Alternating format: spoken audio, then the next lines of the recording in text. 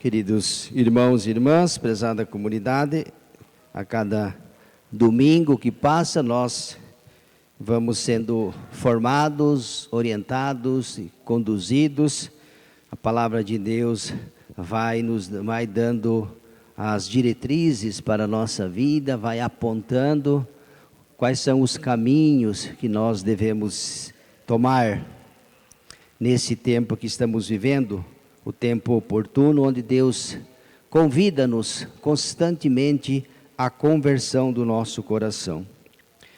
No Evangelho nós vimos que algumas pessoas foram até Pilatos, trazendo notícias a respeito dos galileus, levaram até Jesus, que Pilatos havia mandado matar, misturando o sangue com o dos sacrifícios, como se fosse um castigo que tivesse acontecido com aquelas pessoas, porque elas eram pecadoras, mais pecadoras. Isto aconteceu, E Jesus diz: eu vos digo que não, mas se não vos converterdes, ireis morrer todos do mesmo modo.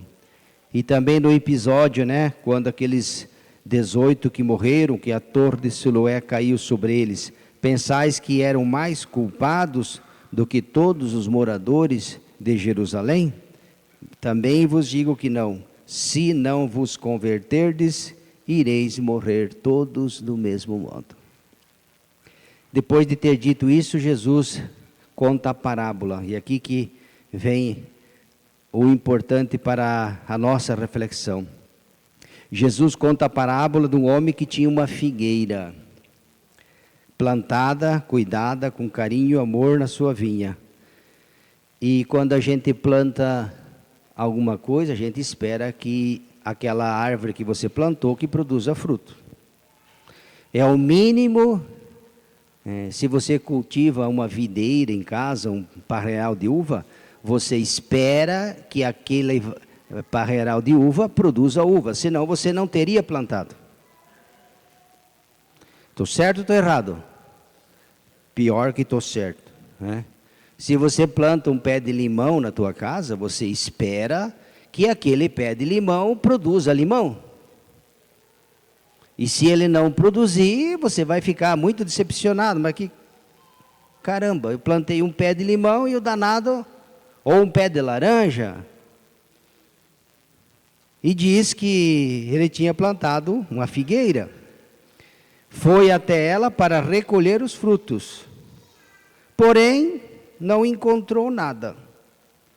E fica decepcionado. E até diz assim, então diz ao vinhateiro: já é o 3º ano que eu venho aqui, procurando figos na figueira, mas não encontro nada. É melhor cortar essa figueira, já que ela não está produzindo, vamos cortá-la. Por que está inutilizando a terra? Inutilizando a terra. Aí ele teve: Senhor, vamos deixar ainda mais esse ano, Vou cavar em volta dela, vou colocar adubo. Pode ser que no próximo ano ela venha produzir figos. Mas se mesmo assim ela não produzir com tudo, aí sim tu a cortarás. Queridos irmãos e irmãs, essa parábola ela é aplicada a todos nós. Quem vocês acham que é a figueira da parábola? Jesus está falando de quem? Jesus está falando dos mestres da lei, os fariseus, que não estavam produzindo frutos. Eles são a figueira estéril. Por isso que eles ficam furiosos com Jesus. Esta figueira, esta parábola, veja que Jesus quando ele conta uma parábola, ele pega uma história, ele usa a imagem aqui da figueira, da videira, para dizer de uma realidade humana. Lembra aquela passagem que Jesus diz: eu sou a videira e vós sois os ramos. Todo ramo que permanecer ligado a mim produzirá frutos. Todo ramo que não está ligado à videira morrerá, secará. Veja que o dono da videira ficou triste, decepcionado, e até sugeriu de cortar, substituir. Afinal de contas, se ela não produz aquilo que deve, que é da sua essência, e usa a expressão inutilizando a terra. Deus, quando nos fez, a mim e a você, e a todos aqueles que estão em casa, Ele nos colocou no mundo para produzir frutos. Por isso nós podemos dizer, nós somos a figueira. Estamos produzindo frutos ou não? Interrogação. Porque se não estivermos produzindo fruto, diz aqui, é melhor cortar. Afinal de contas, o padre já falou tantas vezes aqui, nós não viemos na terra para fazer peso sobre ela. Se fosse para fazer peso, já tem a rocha, as matas, as árvores, já não precisaria o ser humano. Nem para fazer estatística, se nós somos 7, 8, 9 ou 10 bilhões. Não. Nós viemos nesse mundo para produzir frutos. Foi para isso que Deus nos fez. Para conhecer Deus, amá-lo e servi-lo. Essa é a missão de toda e qualquer pessoa que, muito embora o mundo tenha esquecido disso. Parece que as pessoas esqueceram que elas estão no mundo com uma missão, que Deus confiou a todos nós aqui, viu? Até aqueles que nunca vão vir aqui na igreja ouvir a palavra de Deus e se alimentar. Também, e no dia do nosso juízo, o que Deus vai cobrar de nós, do Padre, de todo mundo, são o que nós vamos apresentar a Ele, deverão ser os frutos que nós produzimos enquanto Ele nos permitiu viver nesse mundo. Não vai ser o tempo que eu vivi aqui, se foi 70, 80, 100 anos, 20, 30, se eu fui milionário, miserável, feio, bonito, gordo, magro, se eu torcia para o Inter, para o Grêmio, para o Palmeiras, para o Corinthians, para o São Paulo. Isso para Deus não interessa absolutamente nada. Mas o bem que nós fizemos, o amor a Deus, por isso que ele, lembra que ele resumiu todos os mais de 600, 700 mandamentos e proibições, diz que quem amar a Deus de todo o coração, e o próximo como a si mesmo, cumpriu toda a lei, todos os mandamentos. Nós seremos julgados pelos frutos. Porque está essa figueira inutilizando a terra. Inutilizando.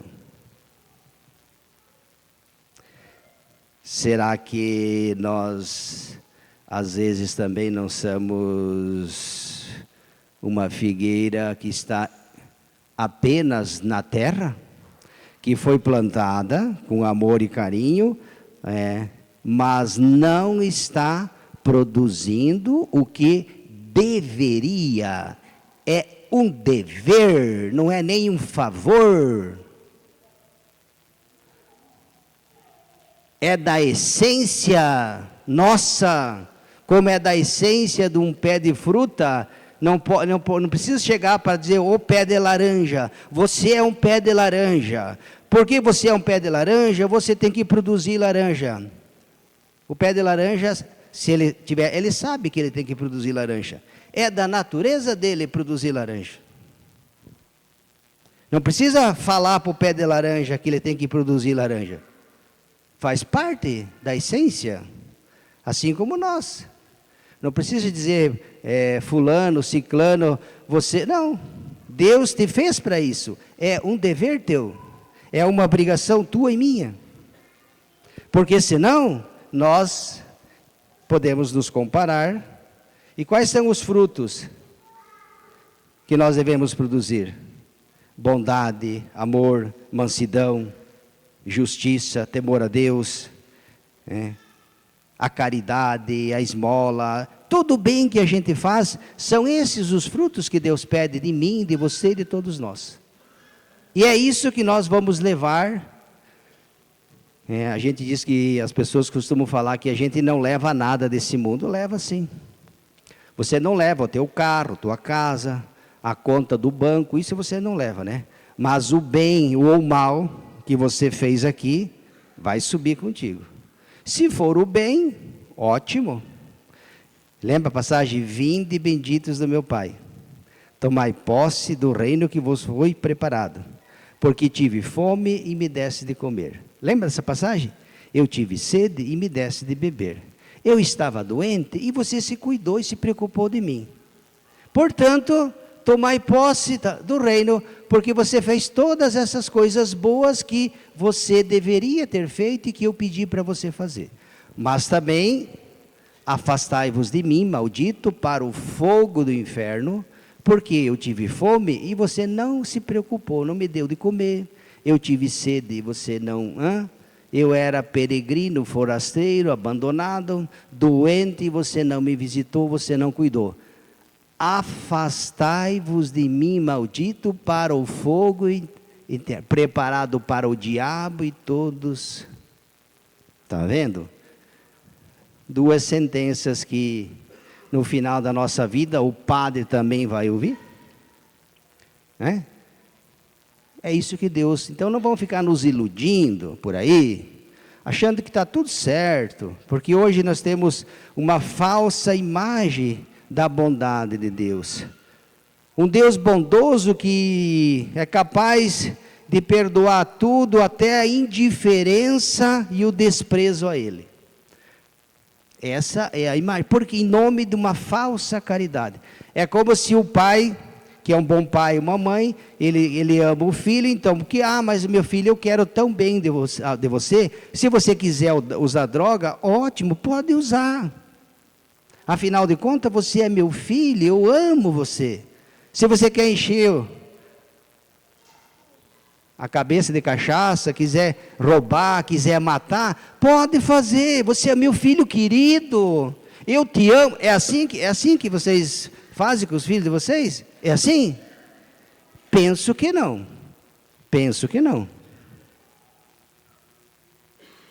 Então Jesus hoje vem nos alertar.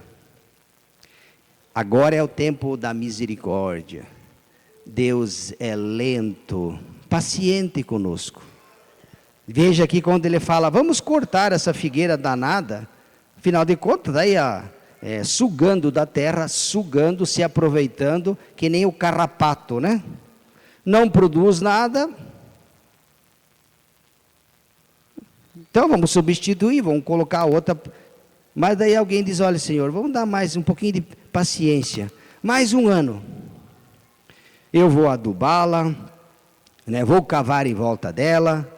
Não é isso que a gente faz com a plantinha, quando vê que ela está meia, né? Você vai lá, faz uns buraquinhos, dá uma mexida na terra, coloca um adubozinho, tira o ensinho, coloca um pouquinho de água. Com esses cuidados, aquela planta que estava lá, morre, não morre, ela, de repente, dali uns dias está bonita, porque vamos esperar ainda mais um ano. Vou fazer todo esse procedimento, vou dar os cuidados que talvez não recebeu. E vamos observar, se no próximo ano, mesmo com tudo que foi feito, com os cuidados, daí sim você poderá cortá-la, né, e substituir por outro. Então essa passagem, meus queridos irmãos, não é para assustar ninguém, mas é para alertar. Nós não podemos dormir na fé. Tem muita gente por aí dormindo na fé, brincando com Deus, brincando com a sua salvação, achando que está tudo certo, que já tem um lugarzinho reservado. Nem o Papa tem um lugar reservado no céu, nem o padre. Nem o padre, nem o bispo, nem o Papa, por mais santo que nós, né? Se nem imagine. Então vamos parar com essa ideia que o mundo vende para vocês aí, as mídias, né? Em nome de um Deus bonzinho. O padre sempre, Deus é bom, mas não é bobo. É o justo juiz. E o justo juiz é aquele que dá a cada um segundo. O justo juiz é isso. Dará a cada um segundo aquilo que cada um fez. Isso que é justiça. Não é beneficiar. Ah, você era meu amiguinho lá, torcedor do Inter, o padre também é um colorado, então, não, entre nós aqui é 2 pesos e 2 medidas. Agora, para o gremista, vamos ferrar o gremista. Não. Nós fazemos assim entre nós. E somos bons nisso. Gostamos daqueles que gostam de nós. E odiamos aqueles... Nós somos assim, viu? Nós somos essa pecinha que funciona dessa forma. Muito embora Jesus disse que não é assim que deve ser, mas a gente às vezes não entende, né? Às vezes a gente é meio surdinho, né? Não consegue colocar no coração aquilo que Deus fala. Então que esse tempo da Quaresma seja um tempo oportuno para nós verificarmos quais são os frutos que nós estamos produzindo. Vamos nos comparar a esta figueira? Tomara que não, né? Deus espera de todos nós que nós produzamos frutos, todos nós aqui, de amor, bondade, justiça, caridade, enfim. E a passagem, para que o ramo produza fruto, ele precisa necessariamente estar ligado a quem? A videira. Você vai lá em casa, quando chegar, pega aquela alicate de poda lá, não sei como é que chama, né? Experimenta tirar um galho, ele está ligado à figueira. Ele está ligado na figueira, ele está bonito, está verdinho, está produzindo fruto, porque está ligado à videira, ao tronco. Mas experimente cortar, tire ele do tronco e deixe do lado. E dali, no outro dia, veja como que está aquele galho que até há 24 horas atrás estava verde, florido e bonito. Depois que ele foi cortado e desligado do tronco, verifique se ele é o mesmo galho. Pode ter certeza que não vai ser mais. Vai estar seco, né? E no outro dia, 2, 3 dias, uma semana, aquele galho que até então era verde, viçoso, bonito, vai desaparecer. É assim também ou o padre está falando alguma besteira? É assim? Sim ou não? Ah, é bom. Pois é pior que é assim mesmo. E sabe por que o galho morreu? Porque ele foi desligado do tronco. Quem se desliga de Deus, quem se afasta... Como é que eu vou produzir frutos se eu vivo longe de Deus? Como é que eu vou me converter, me salvar? Como que eu pretendo querer estar com Deus na vida eterna, se durante toda a vida eu vivo fugindo dele? Está vendo? São perguntas que nós devemos fazer. Porque hoje a mentalidade que o mundo tem é essa.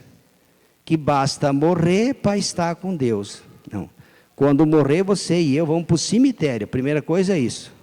Se levar a gente para o cemitério, nós vamos para o cemitério. E é ali que a gente vai. Depois a alma, ela vai subir. O corpo fica ali. É pó e ao pó voltará. Parece que já teve alguém que falou isso também. Esse é ali, ó.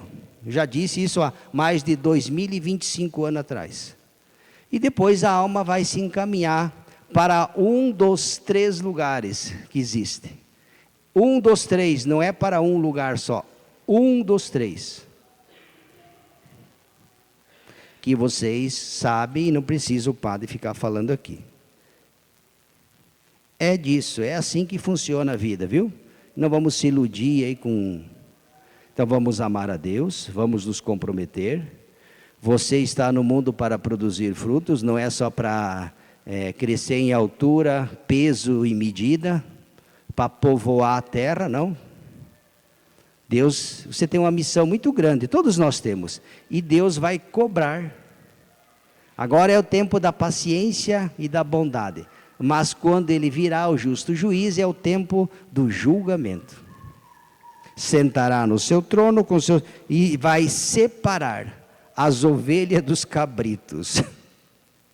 E dirá a uns: vinde bendito, porque você fez e afastai-vos de mim, maldito. Não vos conheço, não sei quem sois. Já pensou? Receber uma sentença pesada dessa? Veja que não é um juiz injusto, não. Você teve tempo, Deus te deu, por isso Deus foi paciente, até com as nossas misérias, Vamos esperar mais um ano ainda. Pode ser, essa é a esperança que todo pai e mãe tem quando vê um filho que está no mundo das drogas. Ele acredita, espera que ele vai superar e vai sair do alcoolismo, da prostituição e tantas outras misérias humanas. Sempre tem aquela esperança de que um dia, assim também Deus espera de nós a conversão. Por isso o tempo da quaresma é esse tempo oportuno, tempo favorável. E o evangelho de hoje, ele é muito claro para nos mostrar aquilo que nós devemos fazer, com a imagem, com a parábola da figueira. Louvado seja nosso